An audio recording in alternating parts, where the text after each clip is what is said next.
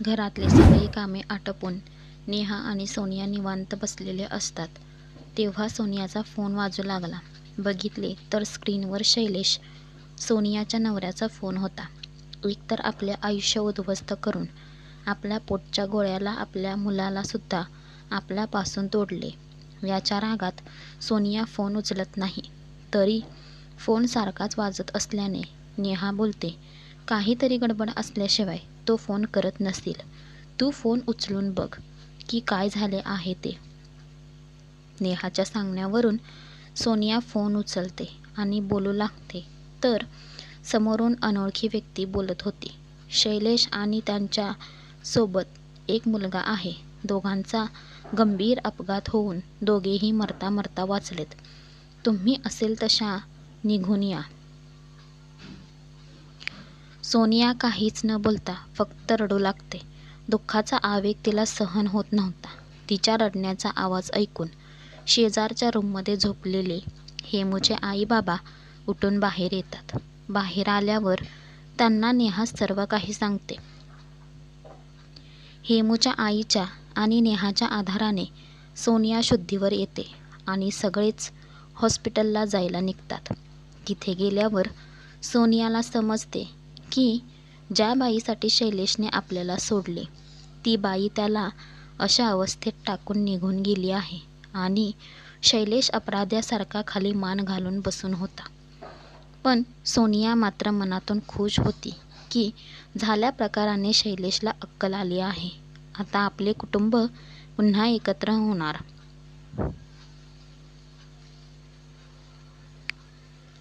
पण इकडे अनिता रोहन सोबत होती. सोनिया हॉस्पिटलमध्ये तिच्या नवऱ्यासोबत, घरी हेमूचे आई बाबा. सगळा कामाचा बोजा नेहावर पडला होता.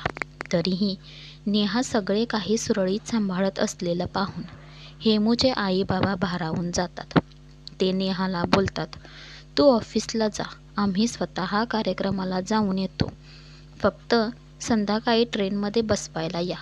आता मोठी माणसे सांगतायत म्हणून नेहा मान्य करते. नेहा ऑफिसला गेल्यावर हेमूचे आई बाबा घरात निवांत बसलेले असताना मधुरिमाचा त्यांना कॉल येतो. हेमूसाठी पसंत केलेली मुलगी नेहा ही तीच आहे जिच्या तुम्ही गेले 3 दिवस सोबत आहात. मधुरिमाने केलेल्या या गौप्यस्फोटानंतर हेमूच्या आईबाबांना खूप आनंद होतो. आता नेहा आणि हेमूच्या लग्नासाठी आपण पुढेहून पुढाकार घेण्याचा निर्णय ते घेतात. इकडे नेहा हेमूला घडलेले सगळे काही आणि आपल्या घरी चाललेले आपल्या लग्नाची बोलणी सांगण्यासाठी हेमूला भेटते. आता पुढे नेहा मीटिंग हॉलमध्येच आली. तिने हेमूला 2 दिवसाचे अपडेट दिले. ते ऐकून हेमू म्हणाला, किती छान योगायोग आहे बघ. एका पाठोपाठ अनिता आणि सोनिया त्यांच्या लाईफमध्ये सेटल होत आहेत. नाहीतर दोघी सतत परेशान असायच्या. आता खुश असतील दोघी. नेहा म्हणाली, हो ते तर आहेच. आपल्यासाठी 50-50 बातमी आहे. थोडी खुशी, थोडा गम. हेमू म्हणाला, ए बाई, उगीच टेन्शन नको वाढवू. काय ते स्पष्ट आणि समजेल असे सांग. हेमू, माझ्या भूषण दादूचे लग्न ठरते आहे. कालच त्यांनी मुलगी पसंत केली आहे आणि आमच्या आजोबांनी, बाबांनी मुलीच्या वडिलांना एक कंडिशन टाकली आहे. ती म्हणजे मुलाच्या बहिणीचे म्हणजे माझे लग्न आधी, मग भावाचे.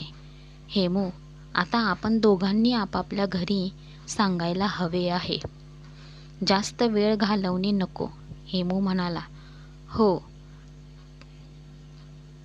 ते तर करावेच लागणार. तू पण मनाची तयारी कर.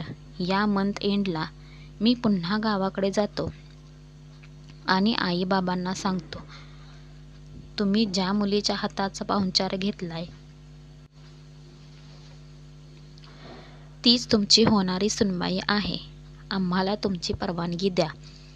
हे ऐकून नेहा म्हणाली, भूषण दादू मला नेण्यासाठी इथे येण्याअगोदर मला एकदा गावी जाऊन स्वतः आपल्याबद्दल सांगावे लागणार आहे. मला वाटते आपण दोघेही एकाच वेळी आपापल्या गावी जाऊन घरच्यांना सांगूया आपल्याबद्दल. हेमू आणि नेहा दोघांचे यावर एकमत झाले. दुपारचा सत्कार समारंभ आटोपून आई बाबा घरी येऊन आराम करीत होते. गावी परत जाण्याची त्यांची तयारी कधीच झाली होती. नेहाच्या ऑफिसमधून येण्याची ते वाट पाहत होते. मधुरिमाकडून हेमू आणि नेहाचं बद्दल ऐकल्यापासून या दोघांची तिच्याकडे पाहण्याची नजरच बदलून गेली होती. ही इतकी छान, गुणी आणि गोड मुलगी आपली सुनबाई होणार याचा दोघांना खूप आनंद होत होता. पण आपण कोण आहोत हे नेहाला सांगायचे नाहीये. मधुरिमाने पुन्हा पुन्हा बजावून सांगितले होते. नेहा घरी आली.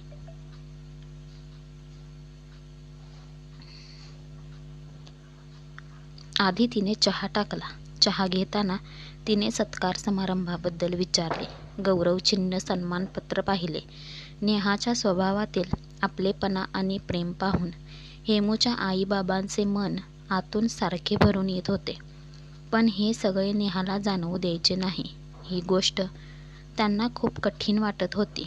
गावाला निघायच्या आधी हेमूच्या बाबांनी नेहाला घरच्यांबद्दल माहिती करून घेतली.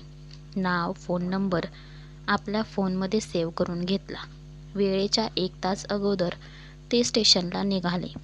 ते निघाले तेव्हा ती हेमूच्या आईबाबांच्या पाया पडली. हेमूची आई म्हणाले, आमचे आशीर्वाद आहेत तुला. सगळ्या गोष्टी तुझ्या इच्छेप्रमाणे हो. आधी ठरल्याप्रमाणे हेमू स्टेशन बाहेर येऊन उभा होता. त्याने आईबाबांना गाडीत नेऊन स्लीपर कोचमध्ये बसवले. का कुणास ठाऊक आज आपले आईबाबा आपल्याकडे वेगळ्याच नजरेने रोखून पाहत आहेत असे हेमूला सारखे वाटत होते. पण तो काही बोलला नाही. गाडी निघताना म्हणाला, आई बाबा मी येतो 15 दिवसांनी, बोलू निवांत.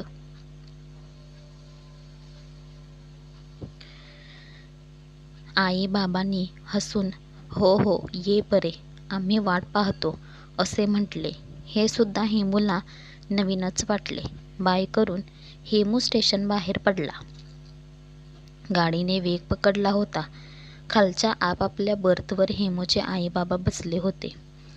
बाबा म्हणाले, आता मी काय ठरवले आहे ते ऐका. आपण उद्या गावी पोचलो की सगळ्यात अगोदर मी नेहाच्या घरी फोन करणार आहे. कारण नेहाच्या घरची माणसे, हे घर आपल्यासाठी मुळीच परके नाहीये. कारण माझे मोठे चुलते आणि नेहाचे आजोबा हैदराबादला सोबतच शिकले, एकाच रूममध्ये राहिलेले आणि वकील झालेले खूप क्लोज फ्रेंड. आता या गोष्टी खूप खूप जुन्या झाल्या तरी आत्तापर्यंत म्हणजे 10 वर्ष झाली आम्ही सगळे फोन संपर्कात असायचो.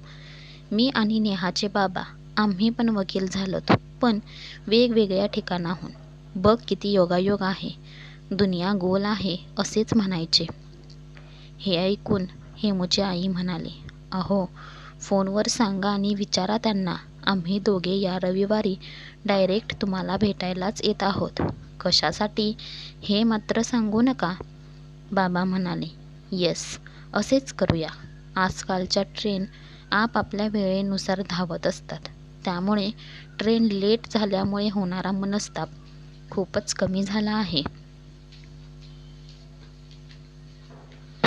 हेमूचे आई बाबा रेल्वे आणि बस असा संयुक्त प्रवास करून घरी सुखरूप पोचले आणि यावेळचा प्रवास अनेक अर्थाने सफल संपूर्ण झाला आहे असेच दोघांना वाटत होते. दुपारपर्यंत त्यांचे रुटीन सुरू झाले. हेमूच्या बाबांनी ऑफिसमध्ये जाऊन स्टाफला सत्कार समारंभात मिळालेले गौरवचिन्ह, सन्मानपत्र, शाल, श्रीफळ दाखवले. खूप छान कार्यक्रम झाल्याचे ऐकून सगळ्यांना आनंद झाला. हेमूच्या बाबांचे सर्वांनी अभिनंदन केले. शाळेतील शिक्षकांची आणि मुलांची भेट उद्या सकाळी घेऊया असे ठरवून हेमूचे बाबा घरी आले. संध्याकाळच्या वेळी दोघेही अंगणात बसून बोलत बोलत चहा घेऊ लागले. तेव्हा हेमूच्या आई म्हणाल्या, तुम्ही मी काय सांगते ते ऐकून हसू नका बरे का, पण मला राहवत नाहीये म्हणून आठवण करून देते. ते तुम्ही म्हणालात की नेहाच्या घरी फोन करून बोलूया, लावता का तिच्या बाबांना फोन? हेमूच्या बाबांना खरोखरच हसू आवरले नाही. ते म्हणाले, आपली गत अशी झालीये ना की तू मला हस आणि मी तुला हसतो. मला सुद्धा वाटते आहे की आता नेहाच्या बाबांना फोन करावा आणि बोलून सगळं सांगावे. हे ऐकून हेमूची आई म्हणाली, अगोदर फोन करा, जुन्या ओळखीची आठवण करून द्या, मग ते काय बोलतात ते ऐकून आपण ठरवूया काय करायचं ते. हेमूच्या बाबांनी लगेच फोन लावला. पलीकडून आलेला आवाज आज खूप वर्षांनंतर कानावर पडला. हा आवाज नेहाच्या बाबांचा आहे हे हेमूच्या बाबांना ओळखून आले. त्यांनी अगोदर जुने संदर्भ दिले, आठवणी सांगितल्या. हेमूच्या बाबांच्या अपेक्षेप्रमाणे नेहाच्या बाबांना आश्चर्य वाटले. खूप आनंद झाला हे जाणवत होते. हेमूचे बाबा म्हणाले, वकील साहेब, बापू साहेबांशी बोलायची इच्छा आहे, बोलता येईल का? नेहाचे बाबा म्हणाले, जरूर बोला की, त्यांना तर खूप आनंद होईल. ते अजूनही रोज त्यांच्या जुन्या मित्रांची आठवण करत असतात. त्यात तुमचे चुलते चंद्रकांत पांडे हे तर त्यांचे जिगरी दोस्त. घ्या, बोला बाबांशी. हेमूचे बाबा म्हणाले, प्रणाम बापूसाहेब, मी श्यामकांत पांडे, तुमचे जुने मित्र. चंद्रकांत पांडे, वकील साहेबांचा पुतण्या श्यामकांत पांडे. तिकडून नेहाचे आजोबा दुप्पट आनंदाच्या आवाजात बोलत म्हणाले, अरे श्यामकांत, तुझ्या काकाला, माझ्या जिगरी दोस्ताला विसरूच शकत नाही मी. 20-25 वर्षांपूर्वी पर्यंत तू आणि तुझा काका कितीतरी वेळा माझ्याकडे आलेला आहेत. पुढे सगळे गुरफटून गेले, मग कसची भेट. मला आठवते, तू आणि आमचा दिनकर दोघे शाळेच्या सुट्टीच्या दिवसात हैदराबादला आमच्या रूमवर येऊन मस्त सुट्टी घालवायचे. तुम्ही दोघे आमच्या पावलावर पाऊल टाकून पुढे वकील झाले, याचा खूप आनंद वाटला. हेमूचे बाबा म्हणाले, बापूसाहेब, आमच्या काकांच्या बरोबर तुमच्या घरी तुमच्या गुरूंच्या वार्षिक उत्सवाला अनेक वर्षे आल्याचे मला अजून आठवते. तुमच्या दिनकर सोबत मी कितीदा उत्सवातल्या पंगती वाढत मांडवात मिरवलो आहे. त्या चविष्ट प्रसादाची चव अजून जिभेवर आहे.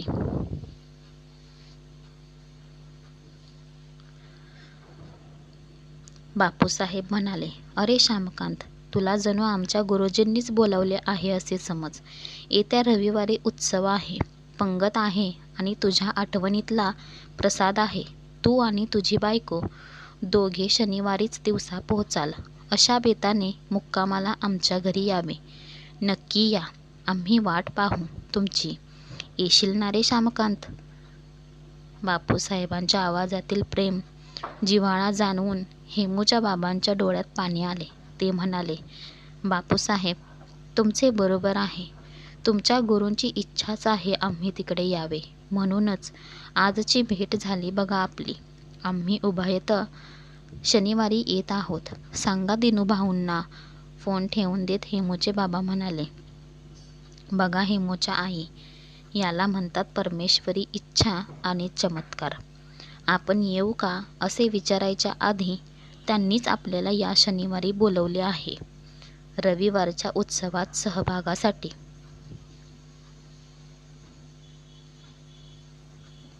हेमूच्या आई म्हणाल्या, मला कल्पना नव्हती तुम्ही या फॅमिलीशी इतके क्लोज असाल.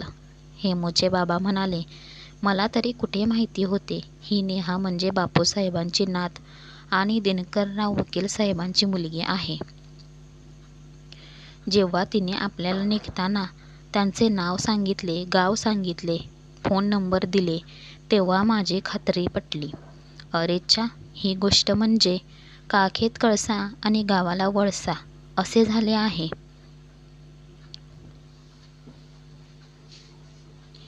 हेमूच्या आई, आता एक करा, 2-3 दिवसात सगळी छान तयारी करा. रीतिरिवाजाप्रमाणे कपडे, आहेर असे सगळं साग्रसंगीत सामान सोबत असू द्या. आणि यावेळी आपण बसने नाही, कारने जायचे. इथून बसले की थेट वकीलवाड्यासमोरच नेऊन गाडी उभी करणार. हे ऐकून हेमूची आई म्हणाली, बापरे, आश्चर्यच आहे. तुम्हाला अजूनही लक्षात आहे गावातील रस्ते, वकील साहेबांच्या घरचा रस्ता? हेमूचे बाबा म्हणाले, बिलकुल. हेमूच्या घरातली ही 2 माणसे आनंदाने तयारीला लागली. मंगळवारी सकाळी अनिता आली.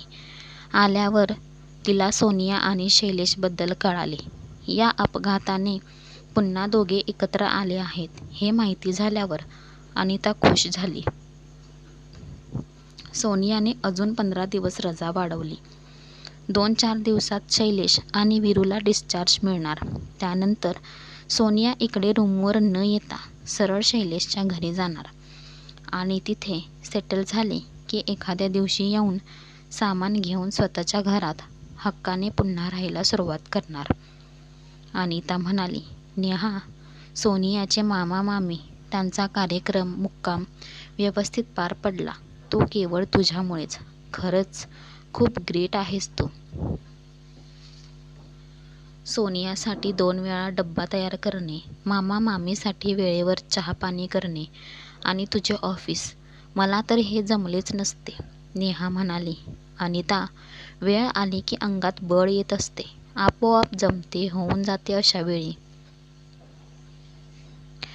फक्त आपल्या मनावर कंट्रोल ठेवता आला पाहिजे, मग शांतपणे पार पडतात गोष्टी. अनिताने नेहाला हात जोडत म्हटले, मैया नेहा, तू ग्रेट आहेस. हे बघ नेहा, मी आता इथे कमीत कमी असणार. सोनिया पण शैलेश सोबत राहणार. आता तू तुझ्या घरच्यांना कल्पना देऊन टाक तुझ्या आणि हेमूच्या नात्याबद्दल. आता पुरे झाले लपवणे. कधीतरी धाडस करून न घाबरता हे तुला सांगावे लागणार आहेच. हे ऐकून नेहा म्हणाली, हो अनिता, मी आणि हेमूने ठरवलंय.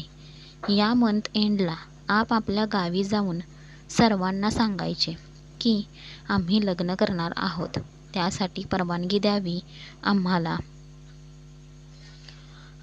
अनिताने आनंदाने नेहाला मिठी मारीत म्हटले, ओहो, इतना डेअरिंग, क्या बात है नेहा रानी, सच है, प्यार किया तो डरना क्या.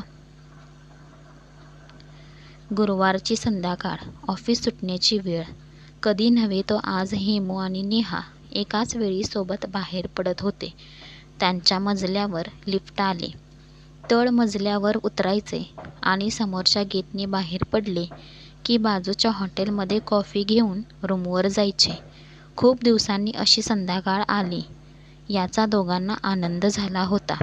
लिफ्ट थांबली, दरवाजा उघडला तसे दोघे बाहेर पडले. त्याचवेळी तळमजला साफसफाईचे काम चालू होते. याकडे नेहा हेमूचे लक्ष नव्हते. काम करणारा माणूस मोठ्याने ओरडून सांगू लागला, ओ मॅडम, खाली पाहून चला, पाणी आहे, निसटेल पाय. हेमू पुढे आणि नेहा मागे. त्याच्या थोडे मागे होती आणि तिचा पाय सटकला. तशात तिने स्वतःला सावरण्याचा प्रयत्न केला, पण झोक जाऊन ती समोर पडली आणि तिचा उजवा हात आणि पाय जोरात आदळला. दोन्हीवर तिचा शरीराचा भार पडला. हेमूने दचकन मागे पाहिले. नेहा उठून उभी राहण्याचा प्रयत्न करत होती, पण तिला ते शक्य नव्हते. मजूर बायका पळत आलेल्या होत्या. त्यांनी नेहाला उठवले. हेमूने तिला एका हाताला धरीत हळूहळू पुढे पाऊल टाकण्यास सांगितले, पण तिच्याच्याने पाऊल टाकवत नव्हते. होत असलेल्या वेदना ती सहन करीत उभी राहिली. हेमूने सोनिया ज्या हॉस्पिटलमध्ये शैलेश सोबत होती तिथे फोन करून सांगितले. सोनिया म्हणाली, घाबरू नको, तू ये तिला घेऊन, मी डॉक्टरला सांगून ठेवते आहे. हॉस्पिटलमध्ये गेल्यावर नेहाचा चेकअप झाला. डॉक्टर म्हणाले, उजवा हात आणि कोपरा जास्त दुखावला आहे, बारीक फ्रॅक्चर झाले आहे. 3 आठवडे प्लास्टर असेल. उजव्या गुडघ्याला मुक्का मार आहे. सूज आली आहे ती यामुळेच. उद्या संध्याकाळी ही घरी जाऊ शकते.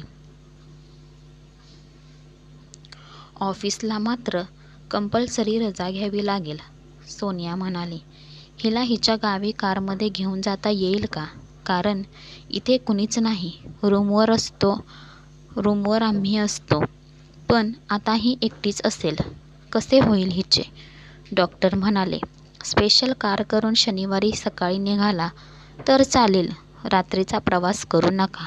आणि सोबत असणारच ना हिच्या कुणी? वाटल्यास तुम्ही एक केअरटेकर नर्स नेऊ शकता. तिला परतीच्या प्रवासाचे पैसे आणि 2 दिवसाचा भत्ता दिला की तुमचे काम होईल, सोनिया म्हणाली. Yes doctor. हे हेमकांत पांडे आमचे फॅमिली मेंबर. हिला हिच्या गावी घरी पोहोचवतील. तुम्ही नर्स नेहाच्या सोबत मागच्या सीटवर तिला सपोर्ट म्हणून असेल. डॉक्टर गेल्यावर सोनियाने हेमूला असे करण्यास सांगितले. नेहाला काही सुधरत नव्हते. उद्या कदाचित पेन कमी झाला तर तिला थोडे बरे वाटेल. डॉक्टरच्या परवानगीने सोनियाने नेहासाठी स्पेशल बेड शैलेश आणि वीरूच्या रूममध्ये ॲडजस्ट केली. पुढचा भाग बघण्यासाठी चॅनेलला सबस्क्राईब करा. थँक्यू.